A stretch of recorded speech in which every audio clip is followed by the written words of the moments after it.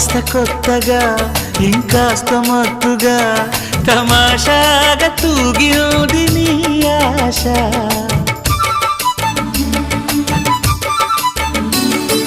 కొంత కొంతగా రవ్వంత మంటగా విలాసాగా తాకింది నీ శ్వాస. జతలో తగాదాలు పెదవులు పెనవేయగా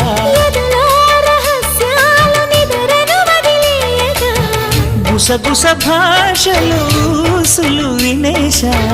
అలజడి చూపుల కోరిక చెప్పేశా.